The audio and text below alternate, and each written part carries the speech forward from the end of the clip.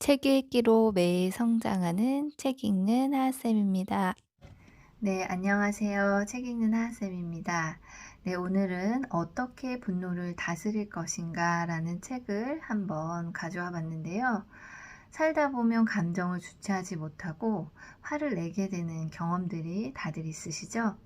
그런데 화를 내고 나면 속이 후련한 것이 아니라 늘 후회하게 돼요. 평정심을 유지하면서 나의 감정을 잘 조절할 수 있다면 지금보다 훨씬 행복한 삶을 살 수 있을 것 같다는 생각을 해봤습니다. 코로나19로 사회 전반적으로 불안하고 우울하고 분노도 점점 쌓여가는 요즘인데요.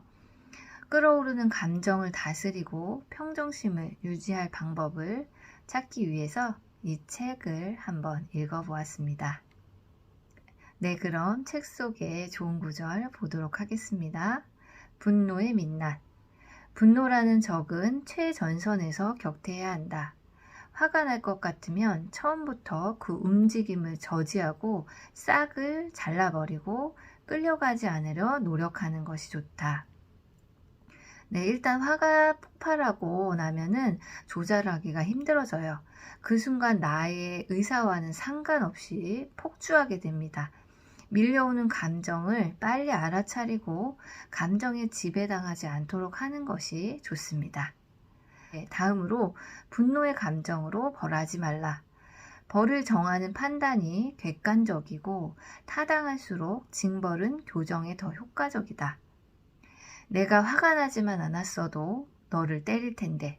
소크라테스는 화가 가라앉을 때까지 노예에 대한 처벌을 미루었다. 아이들을 훈육하거나 다른 사람의 행동을 교정을 원할 때는 화난 감정은 일단 추스르고 난 후에 이성적이고 객관적인 상황에서 이야기를 해야 한다는 거죠.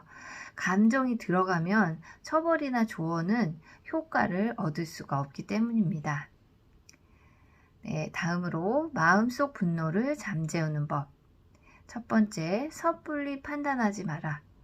판단을 유보하면서 분노를 억제해야 한다. 유예된 형벌은 나중에라도 집행할 수 있지만 일단 집행된 형벌은 되돌릴 수 없다.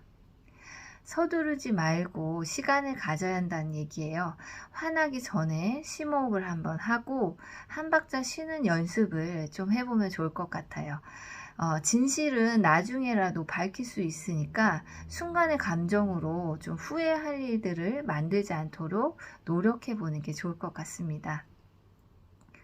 죄 없는 사람은 없다.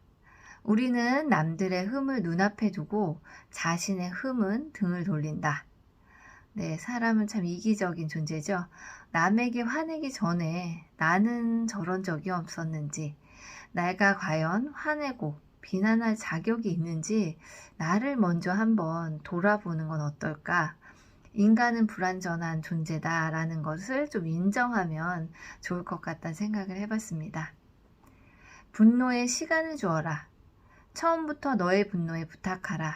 용서하기 위해서가 아니라 판단하기 위해 잠시 시간을 달라고. 분노의 감정은 처음에는 거칠지만 시간을 두고 기다리면 누그러진다. 네, 순간의 감정이 격해져서 화가 나지만 시간을 갖고 생각해보면 화낼 이유가 없었거나 좀 이해가 될 만한 일일 경우가 많아요. 그 자리에서 바로 판단하지 말고 스스로에게나 또는 상대에게 시간을 좀 주는 것이 어떨까 생각해 봤습니다. 다음으로 무지와 오만이 섣부른 화를 부른다. 최고의 기쁨이 있는 곳에 최고의 두려움이 있다. 모든 것이 평안해 보일 때에도 위험은 단지 활동하고 있지 않을 뿐 여전히 존재한다. 너의 감정을 상하게 하는 일이 일어날 것이라고 늘 생각해야 한다. 네, 사람은요, 예상 가능한 일이 일어나면 크게 화가 나진 않아요. 어떤 안 좋은 일이 일어날 수 있다고 생각하고 모든 가능성을 생각하며 지내면은 마음이 좀 더 유연해질 것이라고 합니다. 먼저 물러서는 자가 더 나은 자다. 상대가 우리와 대등하건 우리보다 보잘것없건 못났건 간에 우리는 분노를 억제해야 한다. 대등한 자와 싸우는 것은 위험한 일이다. 잘난 사람과 싸우는 것은 미친 짓이다. 못난 사람과 싸우는 것은 비열한 짓이다. 네, 결국 싸움을 하는 것은 다 안 좋다는 얘기네요. 한쪽이 물러서면 싸움은 끝나게 돼 있어요.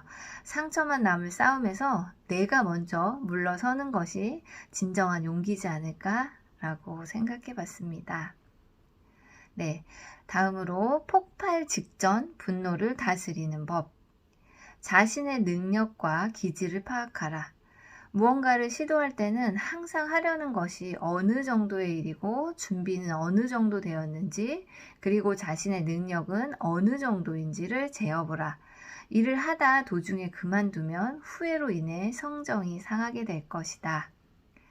네, 스스로의 능력을 미리 파악한 후에 일을 시작해야 중도에 포기하지도 않고 중간에 자기가 일을 다 해내지 못했을 때 일어나는 감정들을 미리 막을 수 있다는 거예요. 그러니까 일단 자기 자신을 잘 아는 것이 우선이다 라는 얘기입니다. 작은 일은 무시하고 넘어가라. 모든 것을 보고 듣는 것이 내게 득이 되는 것은 아니다. 웬만한 손해들은 그냥 무시하고 넘어가라. 그러면 그 이상의 손해는 보지 않는다. 화를 덜 내고 싶은가? 그렇다면 캐묻는 일을 삼가라. 어떤 일은 뒤로 미루어야 하고, 어떤 일은 웃어 넘겨야 하고, 어떤 일은 용서해야 한다. 네, 평소에 좀 작은 일이라면 농담으로 여기고 웃어 넘길 줄 아는 여유로운 태도가 중요한 것 같습니다. 다음으로 잘못은 누구나 저지른다. 각자가 남에게서 어떤 허물을 찾아내든 간에 똑같은 허물을 자기 안에서 발견할 수 있다. 허물은 어디에나 있다. 그러니 서로에게 더 친절하게 대하라. 우리는 사악한 사람들 사이에 살고 있는 사악한 사람일 뿐이다. 우리에게 평화를 줄 수 있는 건 오직 하나, 상호 관용의 협약뿐이다. 네, 저는 이 책에서 이 문구가 가장 기억에 남았어요. 사악한 사람 사이에 살고 있는 사악한 사람일 뿐이다. 인간은 누구나 불완전하고 실수를 범하고 이런 사실을 좀 평소에 깨닫고 좀 너그러운 생각을 갖도록 연습을 해야겠다고 생각했습니다. 네, 마지막으로 어차피 죽음이 모두를 평등하게 만들 테니 머지않아 우리는 생명의 마지막 숨을 내뱉을 것이다. 숨쉬고 있는 동안은 인간 세상에 있는 동안은 인간다움을 소중히 간직하자. 누구에게든 두려움이나 위험을 안겨주는 사람이 되지 말자. 웬만한 짜증은 참자. 흔히 말하듯 몸을 돌려 뒤를 돌아보는 순간 죽음은 지척에 와 있다. 제가 이 책을 읽고 생각한 것은 마음의 방어력을 자신을 위해서 좀 키워야 되지 않을까 생각했어요. 나의 소중한 시간을 남을 비방하고 분노하는 데 쓰기보다는 나를 행복하게 만드는 일들로 채워나가자, 이런 마음가짐을 좀 갖고 있다면은 화낼 일이 줄어들고 화낼 일이 있을 때도 마음을 좀 한 템포 낮출 수 있지 않을까, 그런 생각을 해봤습니다. 오늘의 책 소개는 여기까지고요. 자꾸만 작은 일에 화가 나거나 내 감정을 추스르지 못하고 화를 냈다가 돌아서서 후회하는 경험이 많으신 분이라면 이 책을 한번 읽어보시면 많은 도움이 되실 거라고 생각합니다. 네, 오늘 영상 여기까지고요. 도움이 되셨다면 좋아요와 구독도 부탁드립니다.